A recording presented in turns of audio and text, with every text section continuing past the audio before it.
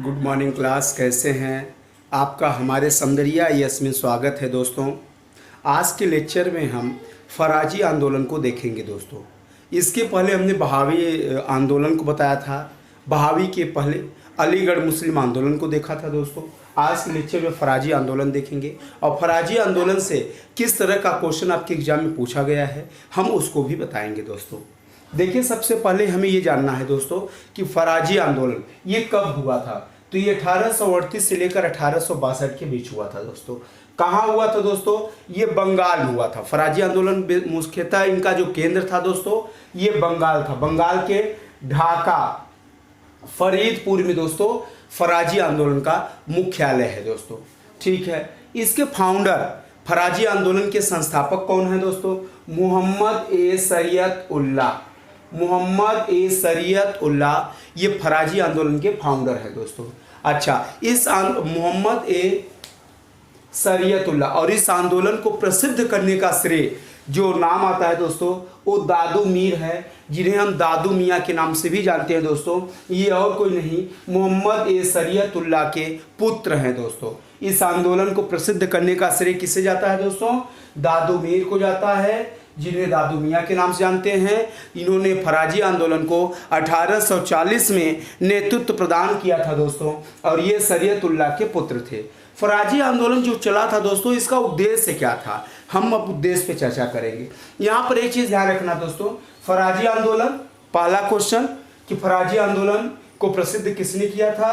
तो दादू मीर ऑप्शन में ज़्यादातर रहता है, अगर ये नहीं रहेगा तो शरीयत उल्लाह रहेगा दोस्तों। बस ये दो क्वेश्चन आपके एग्जाम में आता है। तीसरा पूछता है कि फ़राजी आंदोलन का मुख्यालय क्या था? बस यहाँ से क्वेश्चन ज़्यादातर पूछता है प्रीलिम्स में। मेंस वगैरह में थोड़ा सा अगर लिखने के लिए आता है 20 शब्द 50 शब्द में, तो उसमें ये बेसिक चीज़ें लिखना है दोस्तों। अच्छा, बहावी फ़राजी आंदोलन का उद्देश्य क्या था दोस्तों? फ़राजी आंदोलन का जो मुख्य उद्देश्य था दोस्तों बंगाल से, कहाँ से दोस्तों? बंगाल से। चूंकि आंदोलन का मुख्य पृष्ठभूमि बंगाल थी, तो बंगाल से दोस्तों अंग्रेजी शासन को समाप्त करके उसके स्थान पर मुस्लिम शासन को स्थापित करना इसका मुख्य उद्देश्य था दोस्तों। जैसे दारुल उल हर्ब यानी काफिरों का देश से दारुल उल इस्लाम मुस्लिमों के देश में परिवर्तन कराना इस आंदोलन का प्रमुख उद्देश्य था। इनका मोहम्मद शरीयत उल्लाह का मानना था दोस्तों कि अब भारत काफिरों का देश हो गया है, इसे हमें पुनः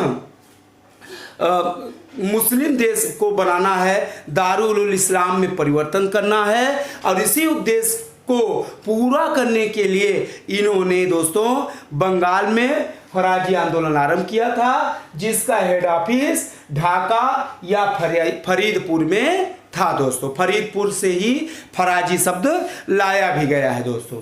लेकिन दोस्तों इस मुकाम में ये पूरी तरह से सफल नहीं होते हैं।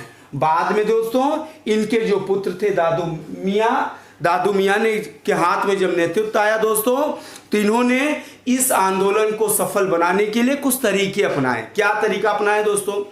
उस समय बंगाल में अगर हम देखें तो रेवेन्यू का जो सिस्टम था दोस्तों, जो हमारा जमींदारी बंदोबस्त था, लैंड लॉर्ड सेटलमेंट था, वो बंगाल में दिखाई पड़ता है दोस्तों, जिसमें जमींदारों के द्वारा किसानों से लगान कलेक्ट किया जाता था दोस्तों। और जमींदारी बंदोबस्त को हमने डिटेल में बताया है, कॉन्ट्रैक्ट बेस होता था दोस्तों, ऑक्शन के थ्रू जमींदारी नीलामी होती थी दोस्तों। तो इसमें क्या होता था दोस्तों कि जो जमींदार होते थे किसानों से मैक्सिमम लगान कलेक्ट करते थे, लगान लेने का कार्य करते थे दोस्तों, और खुद भारत सरकार को यानी ब्रिटिश सरकार को रेवेन्यू पे करते थे दोस्तों। तो इस तरह से जब जो किसानों का शोषण था दोस्तों, तो इस आंदोलन में शोषण के कारण किसान आंदोलन हमारे देश में हुए, और इस किसान आंदोलन को बाद में दादू मियाँ ने नेतृत्व प्रदान किया और अपने आंदोलन में किसानों को भी जोड़ लिया। और किसानों को जोड़ने के कारण ही दोस्तों ये फ़राजी आंदोलन भारतीय स्तर पर प्रसिद्ध होता दिखाई देता है। बंगाल में तो था ही, इसका प्रभाव अगल बगल राज्यों में भी दिखाई पड़ता है दोस्तों। अच्छा भाई, अब इस आंदोलन का भारत में क्या प्रभाव? फ़राजी आंदोलन हमें क्लियर हो गया कि कि फराजी आंदोलन क्या था। पहला था धर्म को स्थापित करना, यानी अंग्रेजी शासन समाप्त करके मुस्लिम शासन को स्थापित करना फराजी आंदोलन का पहला उद्देश्य था दोस्तों। दूसरा उद्देश्य में हमने बताया कि बाद में ये क्या हुआ, दादू मियाँ के नेतृत्व में किसान आंदोलन को भी जोड़ दिया गया, इस रूप में दिखाई पड़ता है, तभी ये आंदोलन प्रसिद्ध होने लगा दोस्तों।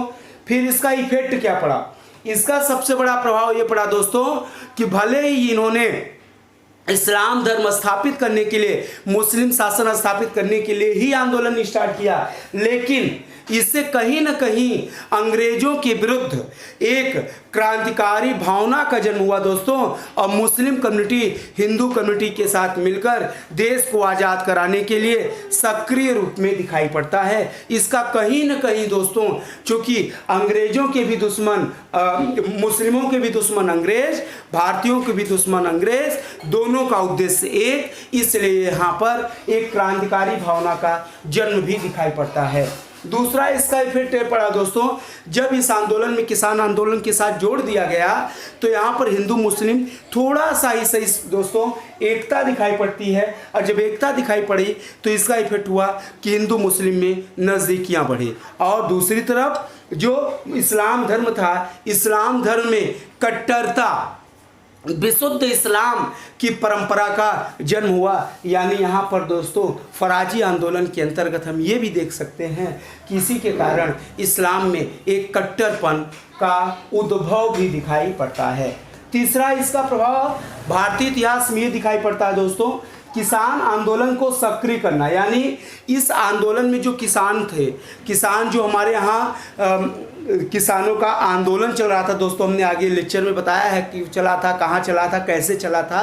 तो उस किसान आंदोलन में एक मुख्यतया नेतृत्व मिलता है दोस्तों, और जिससे किसान आंदोलन हमारे देश में और सक्रिय रूप में दिखाई पड़ता है। इसका यह इफेक्ट दिखाई पड़ता है दोस्तों। आज के लेक्चर में दोस्तों बस इतना ही। ऐसे ही छोटे छोटे टॉपिक हैं दोस्तों, यहाँ से या तो मिलान करने का क्वेश्चन आता है दोस्तों, या एसएससी रेलवे की अगर बात करें तो सीधे क्वेश्चन आता है दोस्तों। इस तरह से छोटे छोटे क्वेश्चन बनते हैं, हमने इसको भी रखा है। ठीक है, थैंक यू क्लास। अगर आपको दोस्तों हमारा वीडियो अच्छा लगेगा तो इसे लाइक करें, कमेंट करें, शेयर करना न भूलें दोस्तों, जिससे जैसे ही नया वीडियो अपलोड करें आपको उसका नोटिफिकेशन मिलता रहे दोस्तों। Thank you class.